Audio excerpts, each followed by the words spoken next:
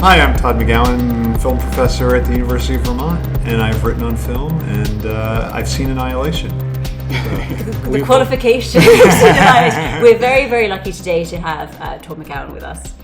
This is on a new podcast, Estranged. We were going to say last time that we would stop introducing our podcast at the beginning of every podcast, but it's what we started to do. We talk about a film each week and theoretical ideas that arise in that film. And as I said, we're very, very lucky to have Todd. Both Adrian and I think the first book of yours I read was Capitalism and Desire. Yeah, and me too. As I said to you yesterday, best book I've read in the last 15 years. That's Honestly, really nice. So clear, so many implications for one's own life in a weird way, and so important to our current predicament. Well, thanks. That's true. And we also kicked into high gear because this is maybe our 10th episode, and we already have Todd on the episode. So I know we've only released 4. I have been very bad at releasing podcasts. I don't know if you ever expected this, but you have a groupie of fans that I've introduced your work to in Monterey. So if you ever see people listening in Mexico for some reason, that's okay. That's your responsibility. So today we're going to talk about Annihilation. Right. By Alex Garland, and I guess the theme that we thought was an interesting one to talk about is death drive. It's omnipresent. It's Yeah, absolutely. It really is yeah. the kind of the thing that first jumps to mind, Right. theoretically.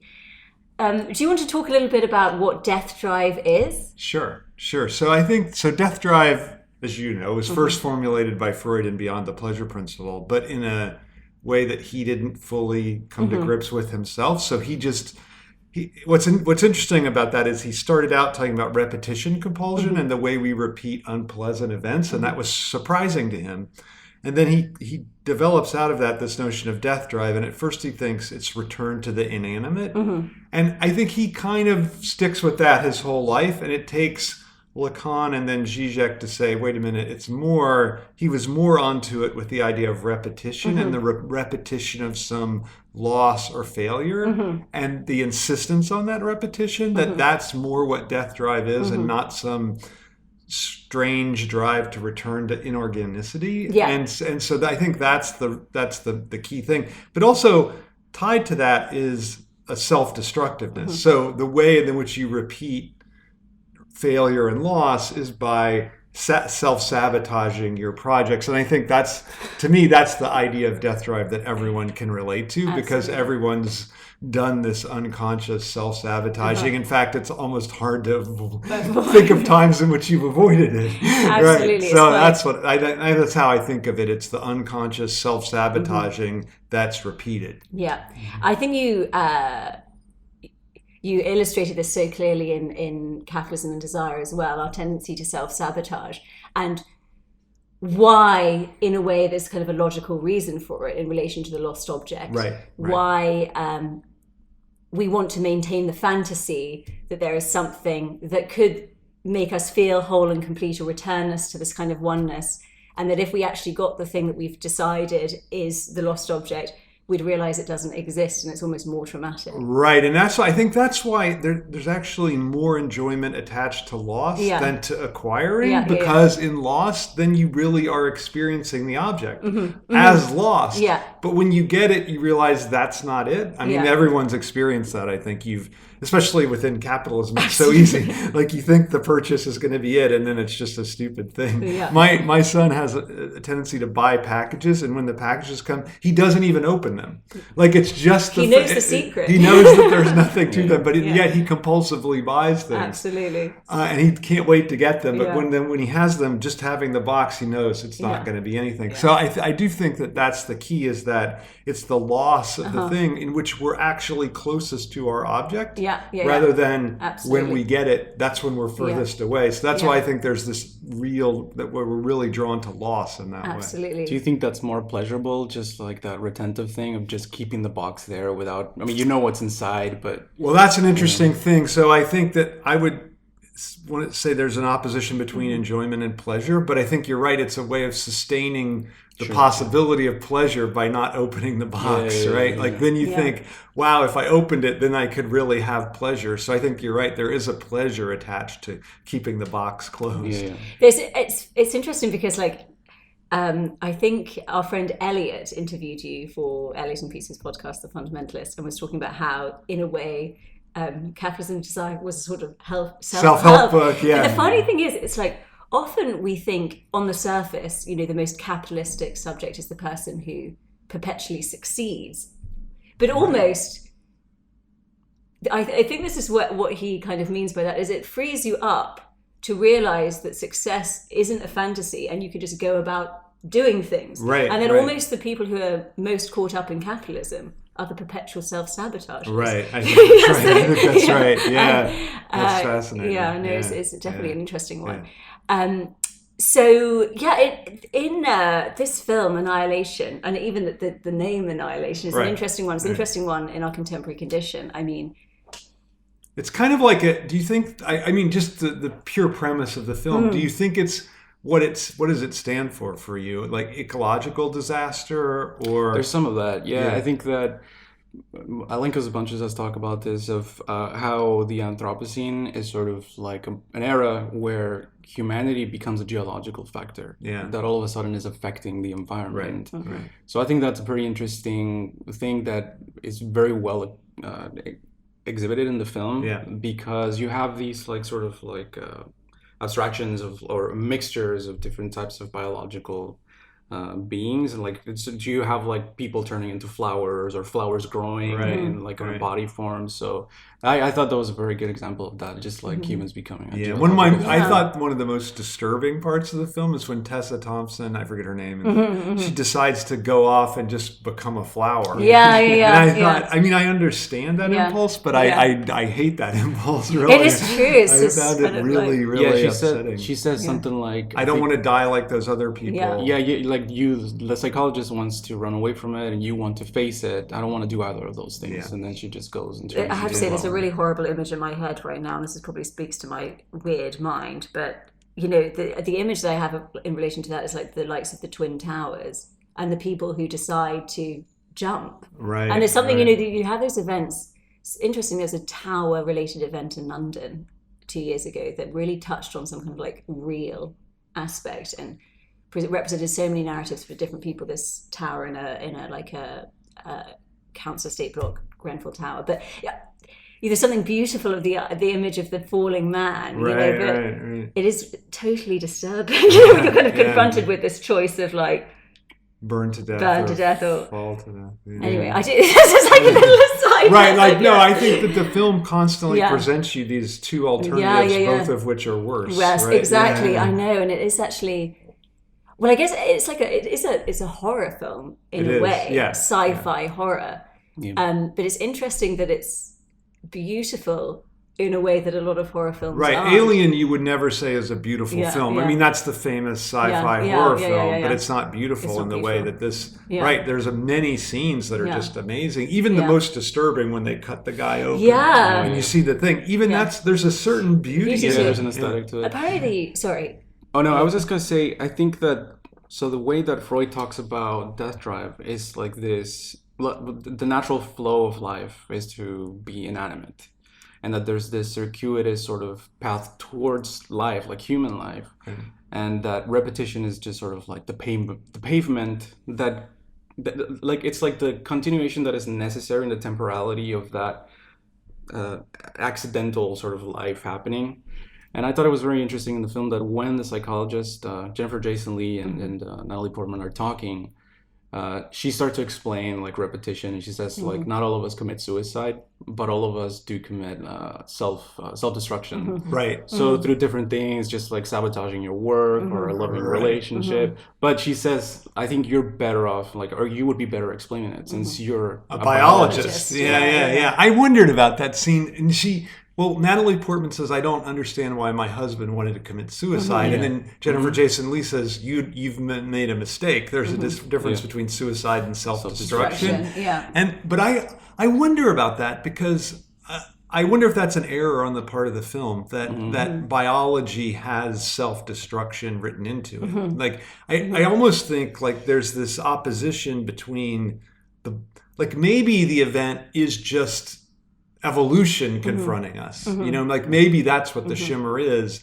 And then when it interacts with the subject, that turns to create self-destruction in us, because the beings in there are not self-destructing. Yeah. Right? It's only absolutely. It's only when humanity humanity goes in and gets inserted that it starts that process. Do you know, this is an interesting thing that we've talked a few times about Jordan Peterson. It's quite an interesting figure. And also the likes of people who are like evolutionary psychologists. And I think he I'm not sure if he aligns himself, but he talks about, I think he definitely is that. Yeah. And it is interesting because it's like, I suppose that's maybe where the film gets it right, that like humans in some way aren't natural, or like are a deviation from nature. Right. So the likening us to, and as you say, well, there are the animals in the shimmer who are like sharky crocodiles and all this kind of stuff. But they just evolve fine. Exactly. They don't like. They're growing. They're becoming until the bear or whatever kind of bear eats one of the scientists, and eats her at the moment that she's in fear, and then he develops some kind of like sound, but it's fear, it's just like asking for help or screaming. But then it's like a.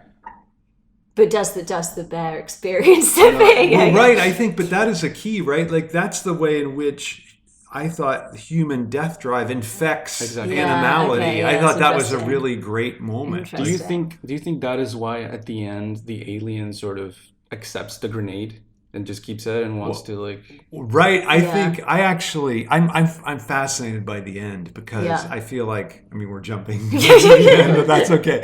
I feel like when I first saw it, and I'm not sure that maybe I still have this reading, that she uses her own the death drive to destroy the invader, because the invader can't, like, it can adapt to everything except this failure of adaptation, which is death drive. Like, I think that's what death drive is. That's really good. Yeah. It's the failure of adaptation. And so when she hands the grenade to the alien just mirrors everything and can't take in that this is not part of the evolutionary adaptation. This is the destruction. So there's like a glitch there. You just gets kind of stuck there. Well, I think there's almost an opposition between the evolutionary system and death drive, and I think this comes back to your Peterson point. Like there's a way in which the whole structure of subjectivity is at odds with the evolutionary system, and so to explain humanity by other animals, it's like, it seems backwards. Absolutely. It would have to work the other way. Like, explain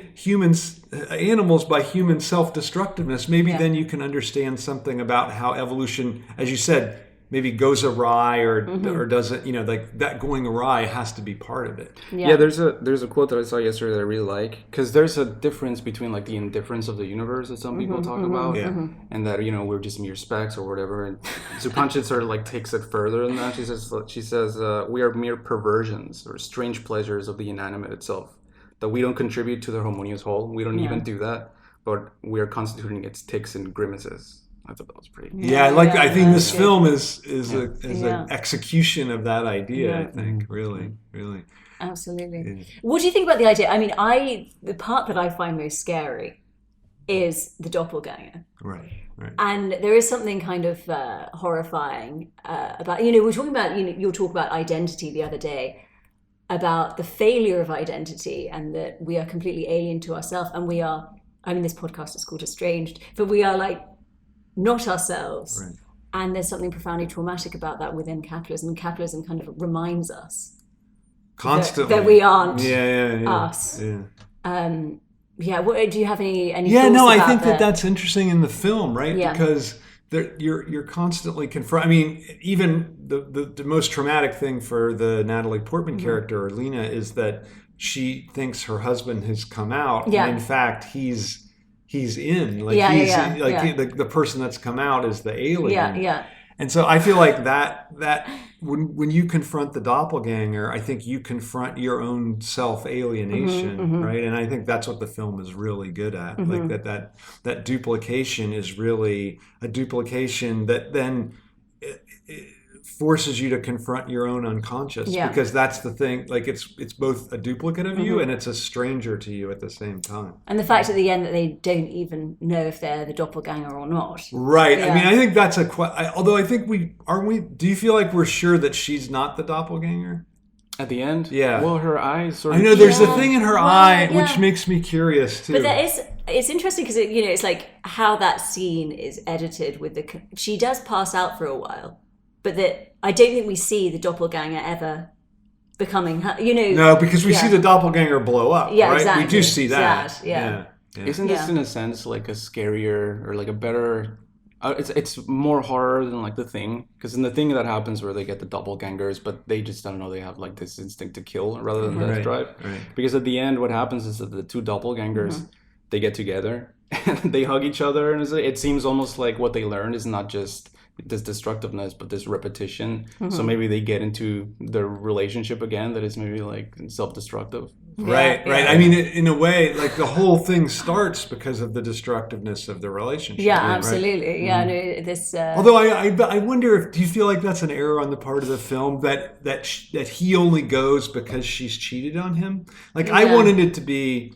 He goes because they have a nice, happy marriage. I think you're right. It's funny because like we talk about this quite a lot about how there are things that seem almost theoretically right, but like not quite. Yeah. But also there is a slight element, because you raised this point when we talked about La La Land, about there's a scene in La La Land where they have their first dance and they're in the observatory and it's like they are alone in the universe and the universe is like aligning together. Yeah. There's almost something like pompous and wrong about the idea that like your relationship could cause some great event, that you're like these particular people, have this impact on the world, or the world responds to this relationship. Well, I mean, that's Titanic, right? Because they get together, that causes the iceberg. I mean, literally, it's fascinating in the narrative of the film. When they have sex, right then the ship hits the iceberg. So, it's interesting. I know Titanic is like a really fascinating one. I also can't believe that James Cameron, you told me this, I was like, no, this is surely not right, but there's 4 Avatars coming out. Yeah. He said, I will never make another film that's not Avatar. Yeah. Wow, he said that? Avatar is, I have some friends who like Avatar. I like Avatar. You don't like it?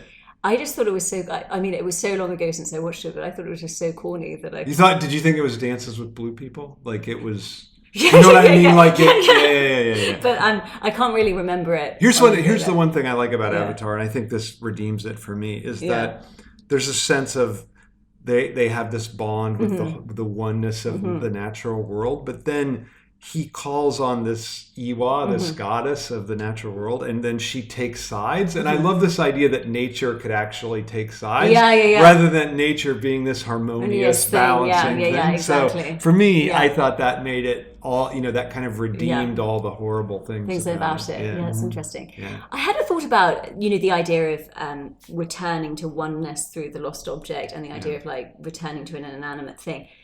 So obviously when we are, and I could be completely wrong about this, but just a thought I had, when we are, infants and before we know what we want and our primary caregiver, says you're hungry, eat, we're effectively inanimate. Right. And so the idea that the lost object could return us to that state of oneness is almost, that is something, that's like death in and of itself. It is, like the Sleeping Beauty character for me is like so beautiful that she doesn't have to have subjectivity. Right. But don't you think that's the fantasy? Like that's the fantasy, right, that's the fantasy. So that's the difference, is the fantasy is to return us to some inanimate thing. Right. But that actually to be alive and to be a subject is to not. It's to already not have lost that. Because, but I think it's key that I think there was a whole strain of psychoanalysis that focuses on the breast and the bond of the child with the breast.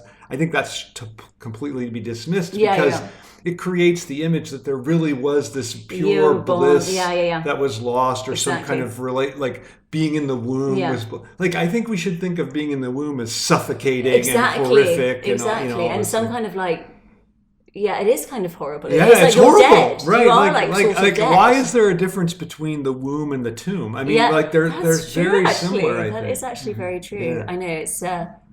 Is that why you think that Lacan makes this he makes death drive sort of the undercurrent for all of the other drives. So Lacan talks about like scopic drive and anal, oral, and invocatory. But then he says there's only one drive, which is the death drive. Exactly. Right. Yeah, I think that's right. So actually, the death drive, in a way, we're avoiding inanimate. So it's almost the reverse of what Freud Freud thought. Yeah. I So think it's that's like right.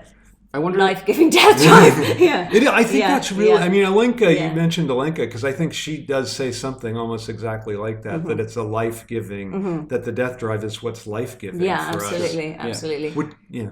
I wonder if you could talk a little bit about that. About because somebody can hear the term death drive and think that it's just like like in the movie, the suicidal tendency. But I wonder if you can talk about sort of not the bright side, but sort of like the life-giving aspect of. No, I think it is. I mean, I think it's the thing it's fecundity for us. Like it's the thing through the repetition. That's how we generate, and through the failures of the repetition, that's how we generate everything new that we ever do or have. So I think it really. I mean, I often wonder if it's unfortunate that we use the term death drive. Yeah. Like I do have a thought. I do have a fear that that's a that the term is kind of a misnomer, and it just comes from Freud's initial thing, and maybe something like repetition or even just drive. And I think a lot of times people will just say drive and not say death drive. But so I really like the idea of enjoying your symptom, and your symptom being in the kind of medicalized mental health thing of seeing a symptom as something to like quash or to get rid of, to heal, right? But actually,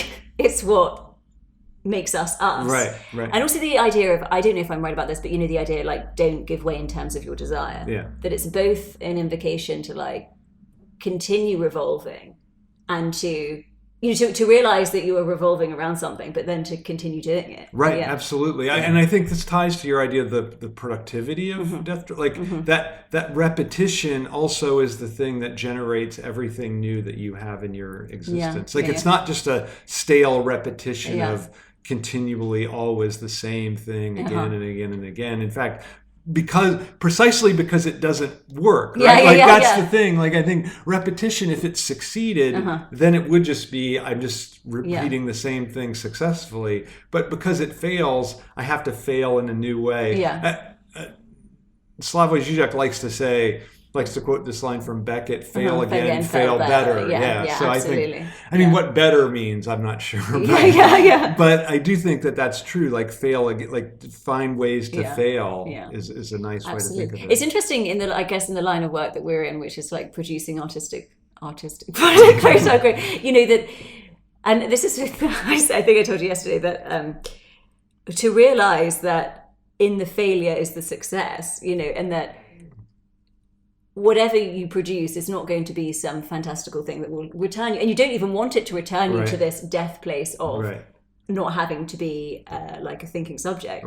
So just to produce and to put it out there, and then that's that, and then by dint of just producing, that's the thing. I know. Don't you think it's amazing the films that fail, or the directors that fail, but they fail in such production, and you think like, wow, if they just, like, I always think this about Orson Welles, like if he just had the money and the time, they didn't take the films away from him. But in fact, the fact that he couldn't quite do what he wanted to do, that's what made the great film. It's almost like, as well, Zizek has that point about the woman who is 10 pounds overweight. Always think like illusion that if only I had a bit more time and budget, it would have been amazing. Well, I always think there was this girl when I was in middle school who looked just perfect. And no one ever wanted to go out with her. So you felt bad for her because she was just like perfect, perfectly attractive. There's just nothing wrong with her, but it made her not only unapproachable, but almost undesirable. That's true, actually. There's a part in the film that I wonder if you have any thoughts about, or if you theorized on it, that they talk about the shimmer, and I think it's the anthropologist, Tessa Thompson, she says that it's not so much that the radio signals that are they're trying to communicate with the outside, it's not that they're being canceled, but that they're being scrambled. Distorted, I think, or something like that. Because everything's being refracted. That's like she says it's like we're in a prism, I think. So I wonder, I don't know if I thought the same thing. It's just like sort of like a refraction of language and of desire. Yeah. And like if there's a sort of like an equivalent to the shimmer bubble in real life, it's language. Language. Yeah. I like that a lot. Although that's really cool, except it seems at odds with the notion that it's this pure evolutionary thing. It's like the shimmer is functioning in different ways, right? Like it's because on the one hand, it's what it almost is what lifts them out of language and makes them unable to communicate. Sure. And yet it's the thing, I think you're right, it's this distorting element, which is like, that's what language does. Is that what you're saying, that the true horror would have been for them to go back to just like a happy marriage, because there's just like this inability to communicate. Yeah. That's pretty good. I just think, I always felt like, why show the affair? Like the affair just killed it for me, because then it's perfectly explicable why he would go in. But if it would be so nice if he just went in because everything was great. Yeah. And then he went in. The affair is the £10. Right. But it's funny because we were talking about this yesterday, and we had raised this in a couple of podcasts before about why film is so good at expressing ideology. Yeah. And there's something about... You mean in a negative way, like it's ideological. It's ideological, and also sometimes it's... Well, we were saying there's some films that are so ideological and some that like... explode ideology. Yeah, they represent ideology. And they kind of expose it and explode it. But in a way, there's things like... Because it's like a technology, and like technology, there are these kind of like expectations and rules. And sometimes, like things like the affair, having a motivation for a character to do something like an inciting incident or whatever.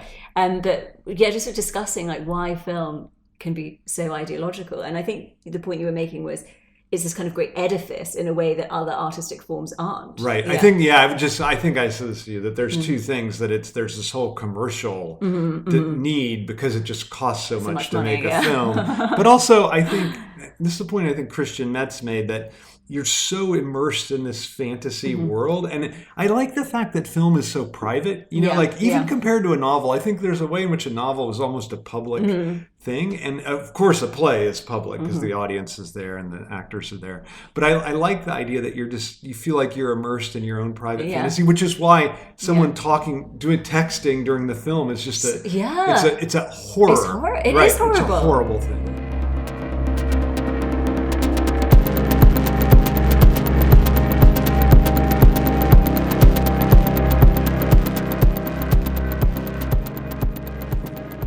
This was the £10 that would have made the podcast all the better if we hadn't had to cut it and start again. We had a slight technical problem, but we're back. So anyway, I wanted to talk to you about the shimmer. And Tessa Thompson talks about that it's not, they're trying to communicate with the outside and the radio signal is not going out, but she says it's not that it's being canceled, it's being scrambled. Or refracted. Yeah. So I wonder if you think that there's an equivalent in real life to that sort of scrambling thing. And I think it's like has to do with language. It's language, with right. Desire, yeah. That language... What's interesting about language is it's an original scrambling, right? It's there's not an original message and then it's scrambled. It's scrambled from the beginning. So it's the form in which we have to scramble things. So I like that idea. I mean, I like the idea that the shimmer is playing these multiple roles in the film. Like on the one hand, it's just the natural world and the way that evolution develops. And then on the other hand, it's the distortion of language. Yeah. So I wonder have you think what it means to marry those two things in a single entity like the shimmer? Yeah, and this is why it would have been even more of a horror film if they would have gone back to just like a perfect happy marriage, because of that, there's no sexual relationship or there's no connection to language as well. And we also... Well, I don't know if you have anything there. Okay, so we're just recapping on the things that, unfortunately, this is totally my fault on my laptop. I'm too much of a Scrooge to buy a new Apple Mac. I love this. This is one of my favorites that I told you. Why don't you just get a new phone? And you're like, yeah, but then I have to go into the Apple store. Actually, I think the worst experience, anytime I go into the so-called Genius Bar, like my energy, like it's like a void. It steals your genius. Yeah, exactly. No, I do love the fact that it's called a Genius Bar. I'm just like, I have to make sure I say so called, quote unquote. But we were talking about the idea of, I think we were the experience of the edifice of the film and why film and ideology are potentially so married, and why it's disturbing when you are disturbed from this like absolute dreamlike experience. Right. And I think we were talking about film schools, which led us to Blade Runner 2049. Right, and Arrival, and Incendie, and Denis these Villeneuve. great films by Denis Villeneuve. Yeah, and I really liked your point about in Blade Runner 2049, the kind of antagonism between the state and capitalism. Yeah, I think that's fascinating. Yeah. And you were making the point that more and more today, our traditional anti-capitalist position doesn't necessarily work because we marry it totally to an anti-law, anti-state position. And those sometimes, often, the state and capital are at odds with each other. I know in my department and people I deal with, they absolutely resist this idea because it so runs against the Marxist grain, which sees law as just the absolute superstructure of capital. And so I find that a pretty fascinating thing. And I thought, whenever they talk to me, I just say, well, watch Blade Runner 2046 and 2049 and you'll see that it's... Absolutely. It's interesting because I guess this is something within neoliberalism, and we're talking about the idea of the protest culture and, you know, where the line between, as in a different analysis in terms of like a leftist perspective has to be taken into account when you actually see ads like mocking the police, for instance, or like there's the Pepsi ad where they're like protesting the police. I think that's just so clear. And when people like Tim Cook come out against police violence, then whenever I see Tim Cook come out, I almost instinctively want to take the opposite position. I mean, I'm not for police violence, but I do think that shows that there's a tension there. Absolutely, yeah. Yesterday, there was because we're here in Belfast and in the Wake Festival, and you gave a talk on capitalism and identity politics. There was a Q&A afterwards, and I asked you about this line that I think that you said, but it might have been Ryan, your co-host in White Theory, that he says that the universal is not something that applies to all particulars, but the particular that changes all particulars. And I started thinking about that, and it's just isn't that very well represented in Blade Runner?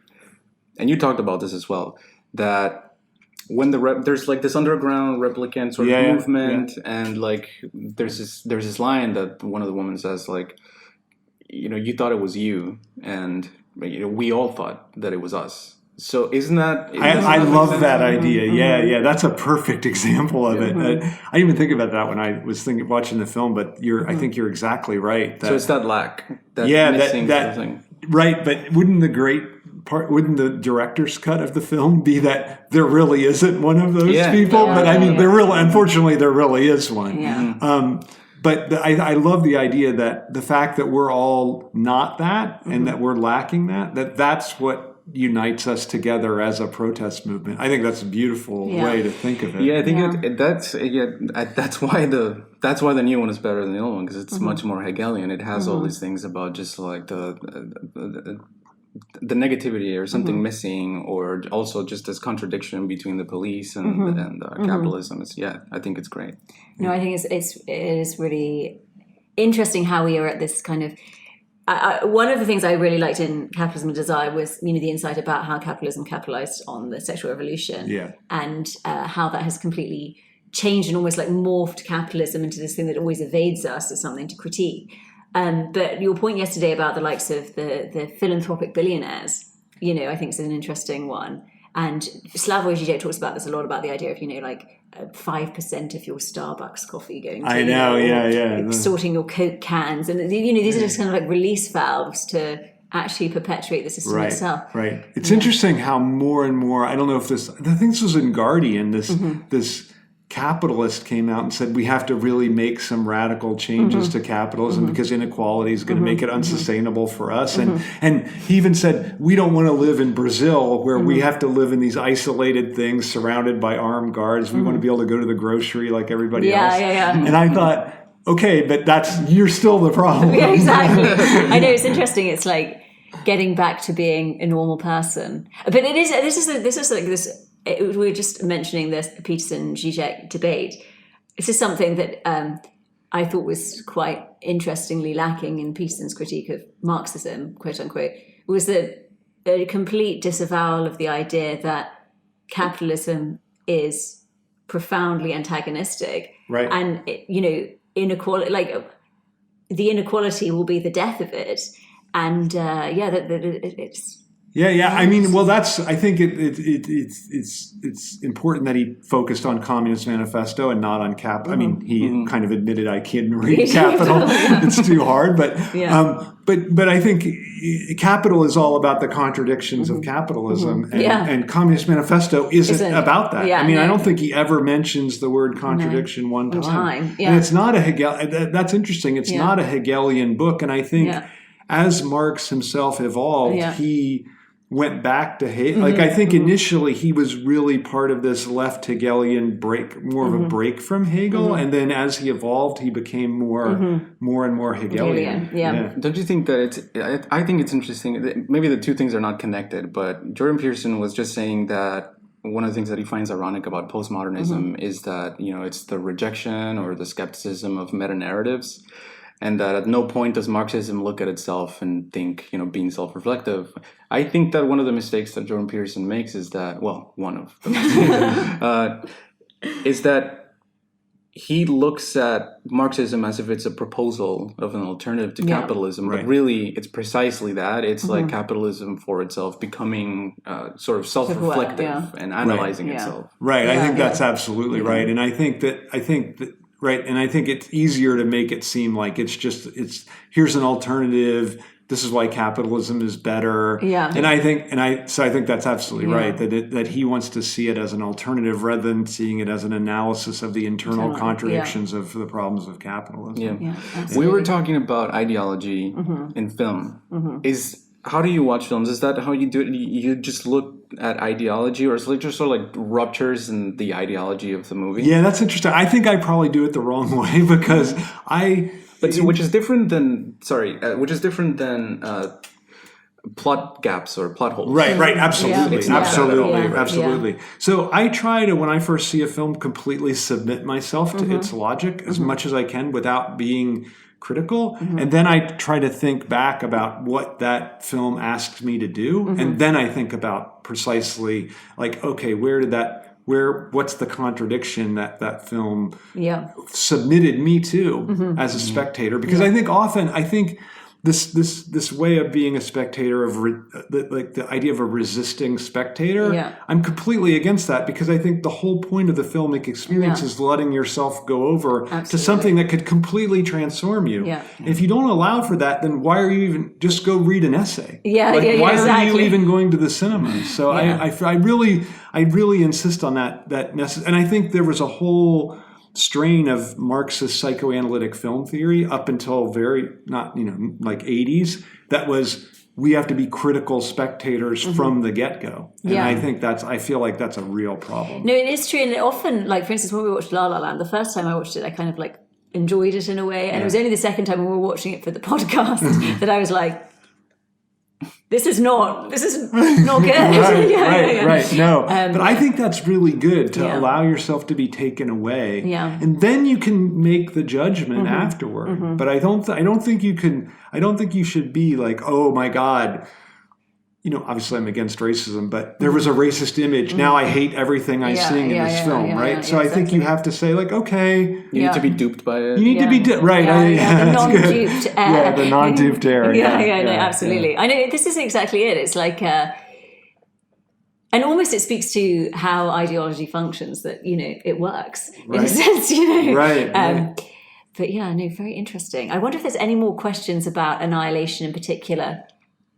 Well, can I just say one thing about the ending? That I like the fact that she uses her own, I already mentioned this a little bit, but that she uses her own destructiveness, her own self-destructiveness to defeat the Shimmer. But then what happens at the very end when, as you point out, like we see that glimmer in her eye, it's almost like there's this, the film, I wonder what you think about this, is painting this continual struggle between our death drive and some evolutionary force that threatens to conquer us, and it's a kind of almost eternal struggle between those two things.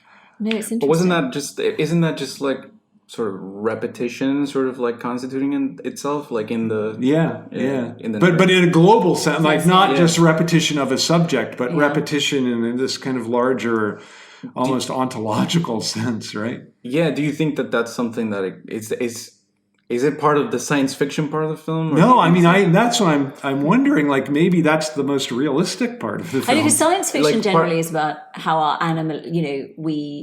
the kind of more natural animalistic part of ourselves can destroy ourselves. It's almost like not science fiction in that sense. It's purely philosophical. Right. In that, Right. So do you mean this in the sense of like just like ontological incompleteness, or like the Right. principle that So is about? there my question is there on the one side this natural evolutionary force, and then on the other side it's given birth to this thing that actually struggles against it through its repetition and self-destruction? That there's a force of life, but there's also a force of it's not of death.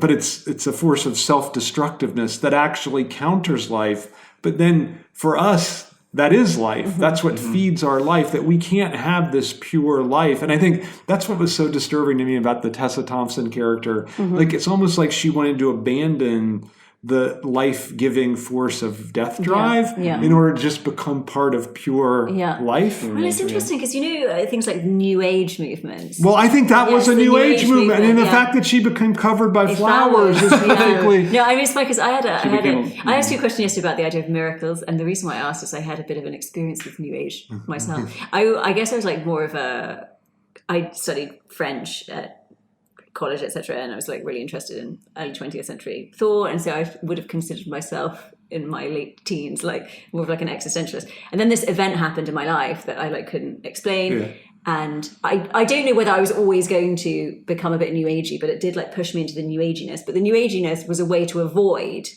the miracle, was a way to like rationalize it. Right.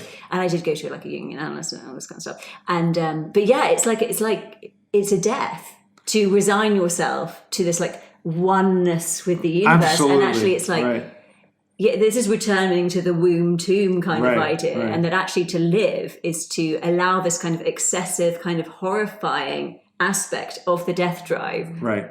And it's alienating factor. Like that's, I think, the key thing. That it's a you have to reconcile yourself to alienation rather than trying to find a way to overcome it. And I think New Ageism is an attempt to overcome it. And actually the alienation is the aliveness. Right. It's what makes us. And it's interesting because you were talking about so the idea of alienation and capitalism, and the idea that it strips us of individuality. How do you think that plays I wonder, I'm going to say something that I think you're both going to disagree with. Like, I wonder if, like, the traditional critique of capitalism is that, from Marx, is that it's alienating, right? And so what if actually the problem with capitalism is that it steals our alienation from us, rather than... You were actually making this point the other day about like equalizing, which is kind of like the opposite of alienation. Well, that's in your book. A way. That's at the beginning of Capitalism and Desire. So the idea, but the equalizing is what is alienating almost. Capitalism's equalizing of everything. Yeah. Interesting. And it's interesting that almost the billionaire capitalists just want to return to like a normality. They feel completely I mean, they want this kind of they want to live in a harmonious balance, which they have, of course, an excess, which somehow doesn't disturb that balance. I know. I love the idea of the foundation. I know. I mean, I often say to my students, like, look, you can either be rich or you can be ethical, but sorry, you're not allowed to be both.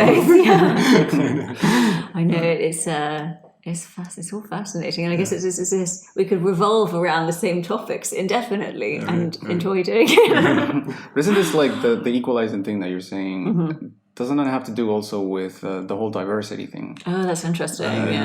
It ends up being sort of the same. We saw this great meme that we were just having a laugh about. It's a guy that's saying like, kind of protesting, or do you know this Lisa Simpson meme that she's like talking to a classroom and she's angry and she's like, I don't know. You don't know, but there's a top picture that says a guy's giving us a statistic of just like, now there's like 10 men that own like the 99% of the wealth or whatever. And Lisa Simpson at the bottom says like, that's, what does she say? I'm trying to find, so it says, it has, the leftist position is this guy giving a lecture. 8 men now own 50% of the world's wealth. It's a disgrace. And then Lisa Simpson angrily standing up, and she's the liberal position saying, and at least 4 of them, it's an outrage, at least 4 of them should be women of colour. It's just brilliant. It's the best. It's the best. Yeah, that's amazing. Meme. But it's interesting, things like the idea that,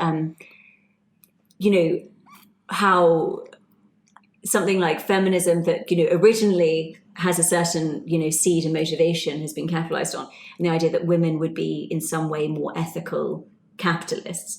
But, like the head of the CIA is a woman. Right. And, like the top 4. And she was not only the head of the CIA, she was a key part of the torture program in the Iraq War. So. Yeah. And like the political leaders, like Merkel, Theresa May, Margaret Thatcher, Hillary Clinton, quite like a conservative people. The top 4 arms dealers companies are run by women. So the idea that this is this kind of like fetishization of like the other, like the Orientalism. There's almost a sort of like Orientalism. No, I think you're right. It's Orientalist, and this is what I like as a, in the film industry. I totally can understand. There's fewer female directors than men, and we can ask ourselves why. Obviously women have to contend with things like childbirth and like childcare, etc., etc. But like the idea that a woman is going to make a sort of different kind of film, I think it's kind of gross. Right. I mean, proof of that is Wonder Woman, right? Yeah, exactly.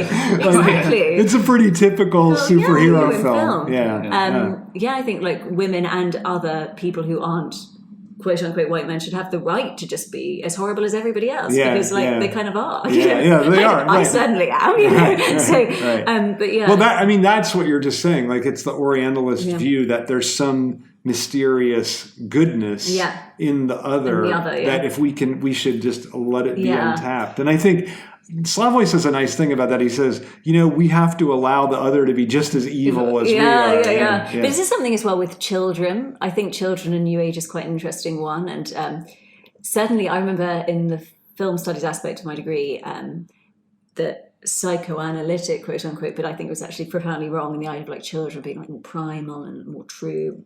It's kind of like, the idea of this kind of like compensatory mechanism and the unconscious being like more on the surface, and children, it's like, no, and that children are actually kind of more dead than adults because they don't have the same kind of subjectivity. Right, absolutely. So they're like half alike. They're like more zombies than... No, absolutely. Look at us shitting on children. Just I love it. I was actually we're at this festival, and there are a number of psychoanalysts and psychoanalytically minded people. I think I gave Jameson away all of my symptoms, and I think I've like come to a realization about it all revolves around childbirth and wanting children and not wanting children at the same time. But I think that's how everyone feels who has children. It's the interesting thing about men, because Jameson was also saying that, about the idea of like women wanting children and men not wanting children potentially, or men do want children. I have a discussion about this all the time about like, do men really want children?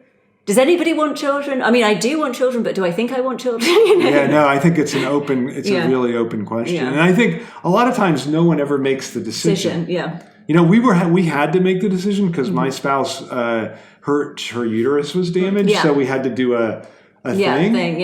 And so we had to make the decision. But even then, we didn't really make the decision. We just kind of like, okay, we'll do it. And somebody was actually saying yesterday, well, why doesn't Helen just like poke a hole in a condom? And I'm like, that's like murder in reverse. I don't know if anybody could do that to a man. I think it's like so unethical. Oh my God. It's the kind of thing people think about murder, but you'd never do it.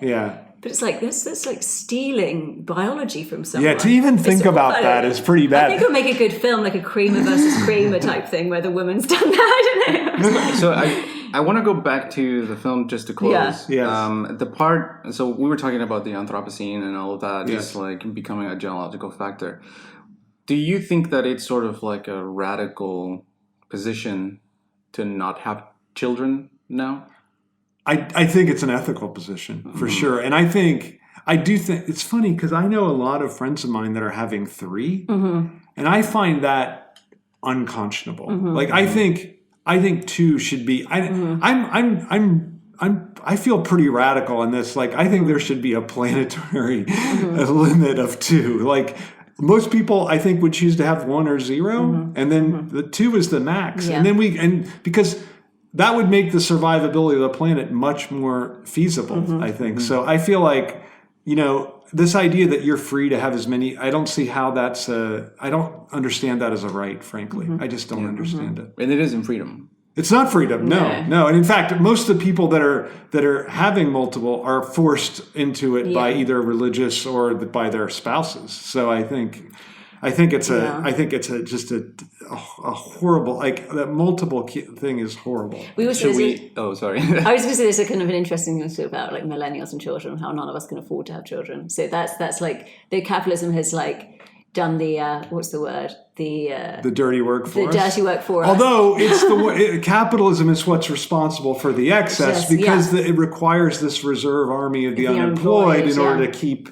I mean, that's what's interesting about immigration, right? Like immigration does such a double work for the right because on the one hand, it gives them the enemy to recruit people to their position who otherwise wouldn't be right wingers. But on the other hand, it gives all the businesses labor like whenever anybody says they do the jobs that we won't do, I'm like, okay, interesting.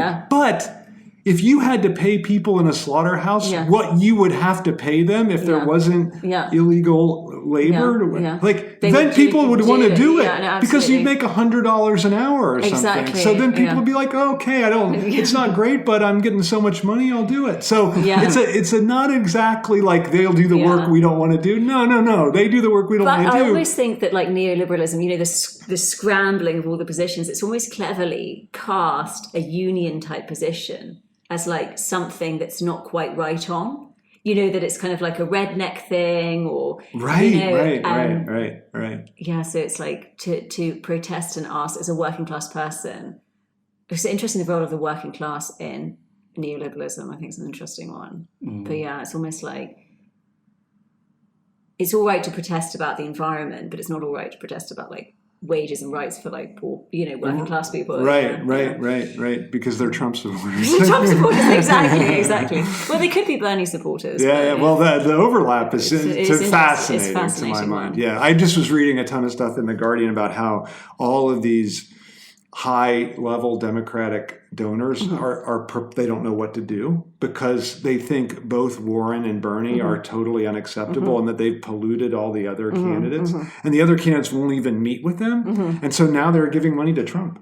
So they're all these never-Trump Democratic donors from on Wall Street who are like, well, I can't support Bernie or Warren, so I guess I'm going to have to support Trump. So I think I like that. I want them supporting Trump. It's almost like, you can't, you know, at least with Trump, he's so bad, you can't get away with it. Yeah, but also fuck those guys. We don't want them on our side. That's true. That could actually almost be a way to motivate people to realize. No, of course, right. Like say, look, I turned off all these Democrats. You want to support me. Yeah. Absolutely. Did you have another point about the film? Before we closed, I felt like you were going to, there's on the tip of your tongue. No. When we were talking about not having kids, I was just like, should we end on that happy, positive note? Like, let's end on don't have kids. Have kids, don't have kids. What's the Kierkegaard? Marry, don't marry, you'll be miserable. Have kids, don't have kids, you'll be miserable. Anyway. All right.